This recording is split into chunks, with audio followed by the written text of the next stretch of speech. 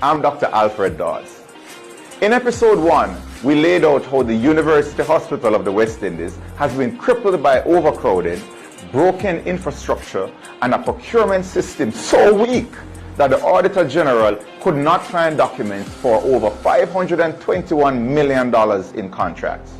In this episode, we turn to the people trying to hold that failing system together, the doctors and nurses, as well as other staff whose letters and memos show a hospital where morale is collapsing, workloads are unsafe, and leadership decisions are driving good people away. Loyal viewers and subscribers on the Avenue, bless up, give thanks for life, give thanks for your continued support. Today on the Avenue, we will be looking at what's going on at University Hospital of the West Indies, UC. And in this one, we will be looking at Dr. Alfred Dawes explaining the whole mismanagement and corruption that's happening in the institution, which is really both local and international, my people. So let's get into it and hear what Dr. Dawes got to say. And in the meantime, leave your thoughts and views in the comment section and let us have that honest discussion, my people, because this is serious. So let's get into it. You see on Life Support, I'm Dr. Alfred Dawes. In episode 1, we laid out how the University Hospital of the West Indies has been crippled by overcrowding, broken infrastructure, and a procurement system so weak that the Auditor General could not find documents for over $521 million in contracts. In this episode, we turn to the people trying to hold that failing system together, the doctors and nurses, as well as other staff whose letters and memos show a hospital where morale is collapsing, workloads are unsafe, and leadership decisions are driving good people away. A senior doctor wrote recently to the medical chief of staff, "We are buckling under the weight of the large number of areas to cover." In that same letter, he lists 15 staff members who have exited or are expected to exit the program within 6 to 12 months, many migrating or moving to fellowships overseas. He warned that the new recruits were extremely junior candidates and cannot make up for the losses of the seniors, adding bluntly, "As you can see, our position is precarious." The Department of Medicine residents echoed this in a formal December 2025 letter to the CEO. They describe a progressive reduction in staffing levels, noting that vacancies have remained unfilled even when residents, medical officers, and senior house officers leave. Over the last 2 months, the department has been operating with only 6 interns. 2 of them were ill at the time of writing, when a minimum of 12 interns are required for the department to function safely. And while the UHWI claims there is no money and no space for additional interns, Jamaican doctors finishing training in Cuba and China are being told there are no jobs for them at UWI, despite the hospital's own departments documenting dangerous shortages on the ground. The same December letter from the residents detailed how just over a year ago, the department was forced from a 6-day work week to a strictly 5-day work week without any compensatory increase in staffing, even though internal medicine alone accounted for roughly a quarter to a third of the hospital's admissions. The residents describe working 9 to 12-hour shifts while being compensated for 8 hours and being pulled from academic sessions to maintain service coverage. They write that this pattern is unsustainable and undermines the structure and intent of the academic program.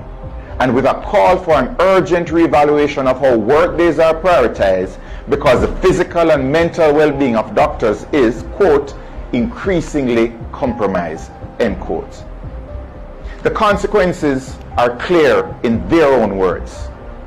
They are noticing increased sick calls and absenteeism among staff, markedly reduced morale and rising fatigue among doctors, prolonged hospital stays for patients because the daily tasks cannot all be completed with that staff complement, and as a result there are higher bed occupancy levels and system congestion and overcrowding.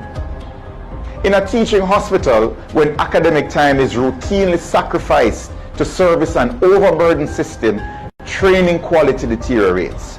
That affects every future patient in Jamaica and the wider Caribbean. Human resources management and corporate culture are not just about numbers. They are about how people are treated.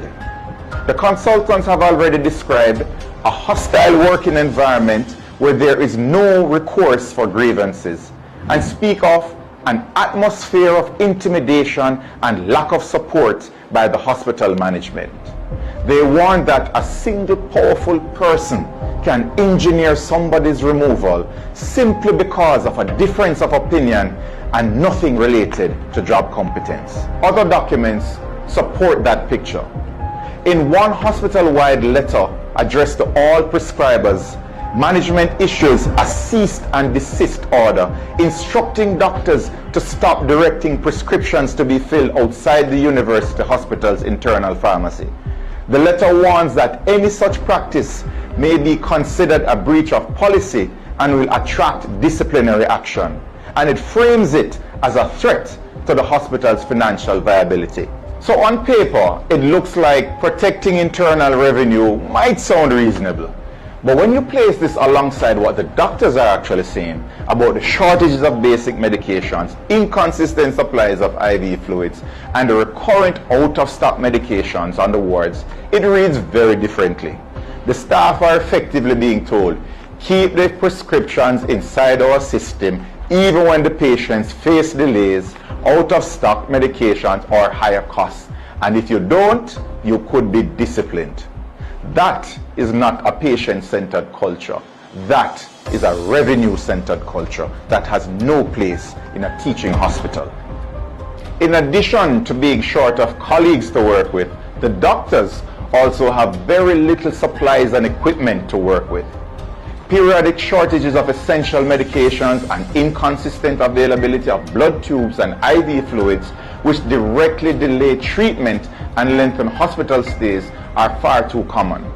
They complain of critically inadequate supplies of betadine, which is used to clean areas of the skin. Not having that results in having contaminated blood cultures, resulting in prolonged admissions. There are shortages of contrast and injector syringes in radiology, limiting diagnostic capacity, and several clinic cubicles are non-functional, some without computers. Existing clinic space is no longer adequate to effectively accommodate patient volumes. And importantly, academic time is under threat.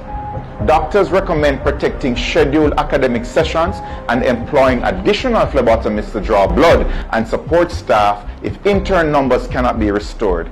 But these proposals remain largely unimplemented. This is what happens when leadership treats the UHWI staff as an expendable resource. Residents and interns are expected to cover more patients with fewer colleagues while also absorbing the fallout from the procurement failures, chronic shortages, and overcrowded wards. Consultants and senior doctors are threatened implicitly or explicitly with disciplinary action if they challenge policies they believe harm patients or staff. On top of this, staff point to unjustifiable transfers of senior directors, moves that are widely seen inside the hospital as punishment rather than rational HR planning. When the HR director advised against one such transfer as it breached the rules, he himself was later transferred to a newly created role, thus neutralizing his ability to challenge the CEO's decision. One staff member who was similarly transferred reportedly became stressed, depressed, and broken. He later died of a massive stroke before his case could be heard. In one collective letter, resident doctors write, "We respectfully urge the UHWI leadership to give this letter due consideration and to implement timely corrective measures. A teaching hospital cannot function effectively without protecting its workforce." That last sentence is the core of this episode. The UHWI cannot train the region's doctors, cannot provide safe care, and cannot recover from a scandal while its own workforce is exhausted, undermined, and pushed out. and if replaced at all, with junior staff who are themselves set up to fail. The HR crisis at the UHWI is not just a staffing spreadsheet problem. It is a moral problem. It tells us whose lives and voices are valued in the system and whose are not. In the next episode, we move from the human toll to the machinery that creates it, the procurement and financial practices that staff frontline care while money disappears into poorly documented contracts and questionable priorities. I am Dr. Alfred Dawes, and so now that you hear what Dr. Dawes got to say, my people, what is your thoughts and views on all of this? Let's have a conversation, because this matters to us all, because if a institution like this go down, Jamaica will be in serious problem. So let us have that discussion and leave your thoughts and views in the comment section, my people, honestly. So that's all for now, my people. What's your thoughts and views on all of this? Leave them in the comment section. New viewers, forward to the avenue. Don't forget to watch the videos to the end. Like, comment, share and subscribe to the channel for more like this. Thank you for watching. Catch you in the next one.